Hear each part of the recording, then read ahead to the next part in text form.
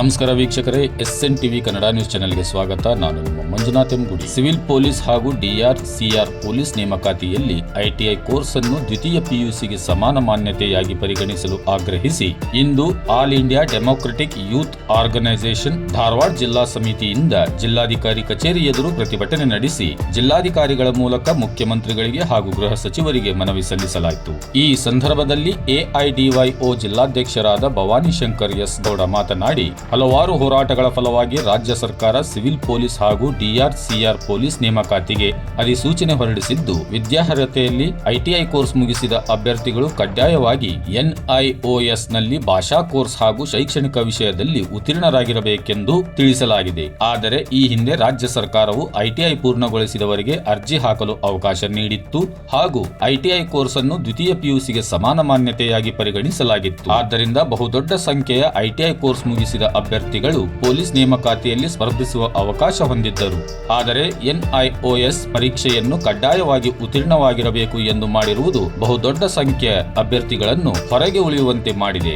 NIOS ಭಾಷಾ ಪರೀಕ್ಷೆಗಳನ್ನು ನಿಯಮಿತವಾಗಿ ನಡೆಸದಿರುವುದು ಮತ್ತೆ ಅದರ ಬಗ್ಗೆ ಸರಿಯಾದ ಮಾಹಿತಿ ಲಭ್ಯವಿಲ್ಲದಿರುವುದು ಬಹಳಷ್ಟು ITI ಮುಗಿಸಿದ ವಿದ್ಯಾರ್ಥಿಗಳಿಗೆ ಹಲವಾರು ಸಂದರ್ಭಗಳಲ್ಲಿ ತೊಂದರೆ ಉಂಟು ಮಾಡಿದೆ. DRCR ಪೊಲೀಸ್ ನೇಮಕಾತಿಯಲ್ಲಿ ಈ ಹಿಂದೆ ಇದ್ದ SSLC ಮಾನದಂಡವನ್ನು ದ್ವಿತೀಯ PUCಗೆ ಏರಿಸಲಾಗಿದೆ. ಇದರಲ್ಲಿ ITI ಮುಗಿಸಿದವರು NIOS ಪರೀಕ್ಷೆಯನ್ನು ಕಡ್ಡಾಯವಾಗಿ ಉತ್ತೀರ್ಣವಾಗಿರಬೇಕು ಎಂದು ಮಾಡಿರುವುದು ಬಹುದೊಡ್ಡ ಸಂಖ್ಯೆಯ ಅಭ್ಯರ್ಥಿಗಳು ಹೊರಗುಳಿಯುವಂತಾಗಿದೆ. ಆದ್ದರಿಂದ ಕೂಡಲೇ ಸಿವಿಲ್ ಪೊಲೀಸ್ ಹಾಗೂ DRCR ಪೊಲೀಸ್ ನೇಮಕಾತಿಯಲ್ಲಿ ITI ಕೋರ್ಸ್ ಅನ್ನು ದ್ವಿತೀಯ PUCಗೆ ಸಮಾನ ಮಾನ್ಯತೆಯಾಗಿ ಪರಿಗಣಿಸಬೇಕು. NIOS ಸರ್ಟಿಫಿಕೇಟ್ ಕಡ್ಡಾಯ ಮಾಡಿರುವುದನ್ನು ಕೈಬಿಡಬೇಕು ಹಾಗೂ ಡಿಪ್ಲೊಮಾ ಹಾಗೂ JOC ಅವರಿಗೆ ಅವಕಾಶ ನೀಡಿದಂತೆ ಪರೀಕ್ಷಾ ಪ್ರಾಧಿಕಾರ ನಡೆಸುವ ಕಡ್ಡಾಯ ಕನ್ನಡ ಪರೀಕ್ಷೆಗೆ ಇವರಿಗೂ ಅವಕಾಶ ಕಲ್ಪಿಸಿಕೊಡಬೇಕು ಎಂದು ಆಗ್ರಹಿಸಿದರು.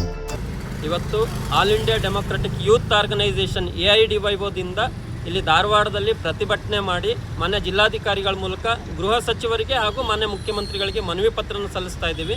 ಕಾರಣ ಏನು ಅಂತಂದರೆ, ಇವತ್ತು ITI ಮುಗಿಸಿರುವಂಥ ಅಭ್ಯರ್ಥಿಗಳಿಗೆ ಪೊಲೀಸ್ ನೇಮಕಾತಿ, ಸಿವಿಲ್ ಪೊಲೀಸ್ ನೇಮಕಾತಿ ಹಾಗೂ DRCR ನೇಮಕಾತಿನಲ್ಲಿ NIOS ಸರ್ಟಿಫಿಕೇಟನ್ನು ಕಡ್ಡಾಯ ಮಾಡಿದ್ದಾರೆ. NIOS ಅಡಿಯಲ್ಲಿ ಒಂದು ಲ್ಯಾಂಗ್ವೇಜ್ ಸಬ್ಜೆಕ್ಟ್ ಮತ್ತು ಅಕಾಡೆಮಿಕ್ ಸಬ್ಜೆಕ್ಟನ್ನು ಕಂಪ್ಲೀಟ್ ಮಾಡಿರಬೇಕು ಅಂತೇಳಿ ಇದನ್ನು ಒಂದು ಆದೇಶ ಹೊರಡಿಸಿದ್ದಾರೆ ಅವ್ರ ನೇಮಕಾತಿ ಅಧಿಸೂಚನೆಯಲ್ಲಿ. ಇವತ್ತು ನಮ್ಮ ಕರ್ನಾಟಕದಲ್ಲಿ NIOS ಸರ್ಟಿಫಿಕೇಟ್ ಪಡ್ಕೊಳ್ಳೋದು ಅಂತಂದರೆ ಹರಸಾಹಸ ಪಡೋಂಥದ್ದು.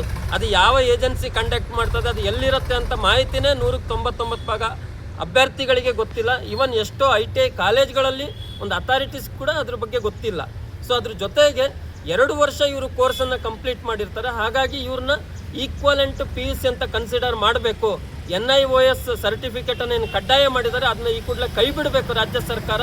ಇವರಿಗೂ ಕೂಡ ಸಮಾನ ಅವಕಾಶವನ್ನು PUC ಥರ ಕನ್ಸಿಡರ್ ಮಾಡಿ ಪೊಲೀಸ್ ನೇಮಕಾತಿನಲ್ಲಿ ಅವಕಾಶ ಮಾಡಿಕೊಡ್ಬೇಕು ಅಂತೇಳಿ ನಾವು AIDYO ಮೂಲಕ ರಾಜ್ಯ ಸರ್ಕಾರವನ್ನು ಆಗ್ರಹಿಸ್ತಾ ಇದ್ದೀವಿ.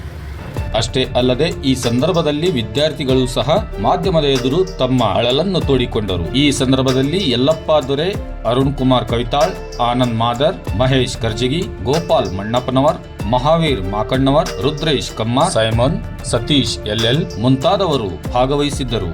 ಸರ್, ಇವಾಗ ಕರ್ನಾಟಕ ಪೊಲೀಸ್ ಇಲಾಖೆಯಲ್ಲಿ ನೇಮಕಾತಿ ಮಾಡತ್ತಾರಲ್ಲ, ಇದರಿಂದ ITI ವಿದ್ಯಾರ್ಥಿಗಳಿಗೆ ಏನು ತೊಂದರೆ ಆಗುತ್ತೆ ಅಂದರೆ, ಈಗ ಸಡನ್ ಆಗಿ NIOS ಸರ್ಟಿಫಿಕೇಟ್ ಕೇಳ್ತಾ ಇದ್ದಾರೆ ಸರ್.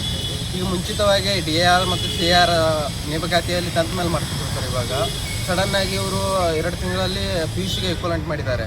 ಇದರಿಂದ ITI ಮಾಡಿದಂಥ ವಿದ್ಯಾರ್ಥಿಗಳಿಗೆ ತುಂಬ ತೊಂದರೆ ಆಗ್ತಿದೆ ಸರ್. ಆದ್ದರಿಂದ ಇದನ್ನು NIOS ಸರ್ಟಿಫಿಕೇಟನ್ನು NIOS ಸರ್ಟಿಫಿಕೇಟ್ನಿಂದ ವಿನಾಯಿತಿ ನೀಡಬೇಕು ITI ವಿದ್ಯಾರ್ಥಿಗಳಂತೆ ನಾವು ಮನವಿ ಮಾಡೋದು ಸರ್. ಇದರಿಂದ ಈ ಸದ್ಯ ನಾವು ಅದನ್ನು NIOS ಸರ್ಟಿಫಿಕೇಟ್ ತರಿಸ್ಬೇಕಂದ್ರೆ ಅದು ತುಂಬ ತೊಂದರೆ ಐತಿ. ಅದಕ್ಕೆ ನೇಮಕಾತಿ ಆದೇಶ ಎಲ್ಲ ಕಂಪ್ಲೀಟ್ ಆಗ್ತದೆ ಸರ್. ಅದರಿಂದ ನಾವು ವಂಚಿತರಾಗೋ ಸಾಧ್ಯತೆ ಜಾಸ್ತಿ ಐತಿ. ಹೀಗಾಗಿ ನಮ್ಗೆ ದಯವಿಟ್ಟು NIOS ಸರ್ಟಿಫಿಕೇಟ್ನಿಂದ ವಿನಾಯಿತಿ ಕೊಡಬೇಕಂತ ತಿಳಿಸಿ ನಾವು ರಾಜ್ಯ ಸರ್ಕಾರ ಹಾಗೂ ಪೊಲೀಸ್ ಇಲಾಖೆ ನೇಮಕಾತಿಗೆ ಮನವಿ ಮಾಡ್ತೀವಿ. ಉದ್ದೇಶ ಸರ್, ಏನಪ್ಪ ಅಂತಂದರೆ, ಈಗ ಕರ್ನಾಟಕ ಪೊಲೀಸ್ ಇಲಾಖೆಯಲ್ಲಿ ಏನು ಕನ್ಫರ್ಮ್ ಆಗಿದೆ, ಇದರ ಕುರಿತಂತೆ ITI ಅಭ್ಯರ್ಥಿಗಳಿಗೆ ಅತ್ಯಂತ ತುಂಬ ಕಷ್ಟವಾದಂಥ ಪರಿಸ್ಥಿತಿಯನ್ನು ಈಗ ನಾವು ಎದುರಿಸ್ತಾ ಇದ್ದೀವಿ. ಹಾಗಿದ್ದಲ್ಲಿ ಈಗ ಮಾನ್ಯತೀಕರಣ ಮಾಡಬೇಕಾದಂಥ ಸಂದರ್ಭದಲ್ಲಿ ಇವರು ITIಯನ್ನು ಈಕ್ವಲೆಂಟ್ ಅಂತೇಳಿ ಈ ಮುಂಚೆ ನಮಗೆ ಪರಿಷ್ಕರಣೆಯನ್ನು ನೀಡಿದರು. ಬಟ್ ಈಗ ಇದ್ದಕ್ಕಿದ್ದ ಹಾಗೆ ಈ ರಿಕ್ವೈರ್ಮೆಂಟಲ್ಲಿ ಏನಾಗಿದೆ ಅಂತಂದರೆ, ITI ಅಭ್ಯರ್ಥಿಗಳನ್ನು ಮಾನ್ಯತೆ ಮಾಡ್ತಾ ಇಲ್ಲ. ಅದು ಅಲ್ಲದೆ NIOS ಇಂದ ಸರ್ಟಿಫಿಕೇಟನ್ನು ಎಕ್ಸೆಪ್ಟ್ ಮಾಡ್ತಿದ್ದಾರೆ. ಇಲ್ಲಿ ಪ್ರಾಬ್ಲಮ್ ಏನಪ್ಪ ಅಂತಂದರೆ, NIOS ಸರ್ಟಿಫಿಕೇಟನ್ನು ಈಗ ತತ್ಕ್ಷಣದಲ್ಲಿ ಈ 2-3 ತಿಂಗಳುಗಳಲ್ಲಿ ತರಕ್ಕೆ ಆಗಲ್ಲ. ಸೊ ಅದಕ್ಕೆ ಈಗ ರಾಜ್ಯ ಸರ್ಕಾರ ಹಾಗೂ ಗೃಹ ಮಂತ್ರಿಗಳು ಈಗ ITI ಅಭ್ಯರ್ಥಿಗಳನ್ನು PUCಗೆ ಈಕ್ವಲೆಂಟ್ ಅಂತೇಳಿ ಮಾನ್ಯ ಮಾಡಿ ಅಭ್ಯರ್ಥಿಗಳಿಗೆ ಪರೀಕ್ಷೆನ ಬರೆಯೋಕ್ಕೆ ಅದರಿಂದ ವಂಚಿತ ಆಗದೇ ಇರೋ ಥರ ಪರೀಕ್ಷೆನ ಬರೀಲಿಕ್ಕೆ ನಮ್ಗೆ ಅವಕಾಶ ಮಾಡಿಕೊಡ್ಬೇಕು. ಅದು ಅಲ್ಲದೆ ಮತ್ತು ನಾವು ಈ ಕಳೆದ 5-6 ವರ್ಷಗಳಿಂದ ಇಲ್ಲಿ ಅಭ್ಯಾಸ ಮಾಡ್ತಾ ಇದ್ದೀವಿ. ಧಾರವಾಡದಂಥ ನಗರಗಳಲ್ಲಿ ಅಭ್ಯಾಸ ಮಾಡ್ತಾ ಇದ್ವಿ. ನಮಗೆ ಆರ್ಥಿಕ ಸಮಸ್ಯೆಗಳಿರುತ್ತೆ, ಫ್ಯಾಮಿಲಿ ಪ್ರಾಬ್ಲಮ್ಸ್ ಇರುತ್ತೆ. ಅದನ್ನೆಲ್ಲ ಬಿಟ್ಬಿಟ್ಟು ನಾವಿಲ್ಲಿ ಬಂದು ಓದ್ತಾ ಇದ್ದೀವಿ. ಏನೋ ಒಂದು ಕನಸುಗಳನ್ನು ಮುಂದೆ ಮಾಡಬೇಕು ಅಂತೇಳಿ ಇಟ್ಕೊಂಡಿದ್ದೀವಿ. ಆ ಕಟ್ಟಿದಂಥ 6-7 ವರ್ಷಗಳ ಕನಸಿಗೆ ರಾಜ್ಯ ಸರ್ಕಾರ ತಣ್ಣೀರು ಹೆಚ್ಚುವಂಥ ಕೆಲಸ ಮಾಡ್ತಾ ಇದೆ. ಹಾಗಾಗಿ ಇವರು ITI ಅಭ್ಯರ್ಥಿಗಳನ್ನು ಮಾನ್ಯ ಮಾಡೋದ್ರ ಜೊತೆಗೆ ಕಳೆದ ರಿಕ್ವೈರ್ಮೆಂಟ್ಗಳಲ್ಲೆಲ್ಲ PUC ಹೊರತುಪಡಿಸಿ DRಗಳಲ್ಲೆಲ್ಲ SLCಯನ್ನು ಮಾನ್ಯತೆಯನ್ನು ಕೊಟ್ಟಿದ್ದರು. ಈಗ SLC ಆಯಿತು, KSRPL ಆಯಿತು, ಇವಾಗ ಮತ್ತೆ PUCಯನ್ನು ತರಲಾಗ್ತಾ ಇದೆ. ಈಗ ಅಭ್ಯರ್ಥಿಗಳಿಗೆ ಇದರಿಂದ ತುಂಬ ನೋವು ಉಂಟಾಗ್ತಾ ಇದೆ ಅಂತ ಹೇಳಿ ನಾನು ಈ ಮೂಲಕವಾಗಿ ಹೇಳ್ಕೊಳ್ಳೋಕೆ ಇಷ್ಟಪಡ್ತೀನಿ ಸರ್.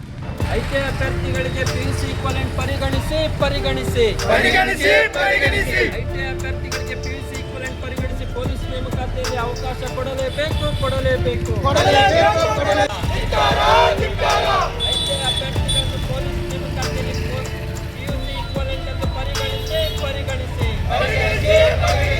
ITI ಅಭ್ಯರ್ಥಿಗಳನ್ನು PUC ಈಕ್ವಲೆಂಟ್ ಪರಿಗಣಿಸಿ ಪೊಲೀಸ್ ನೇಮಕಾತಿಯಲ್ಲಿ ಅವಕಾಶ ಕೊಡಲೇಬೇಕು.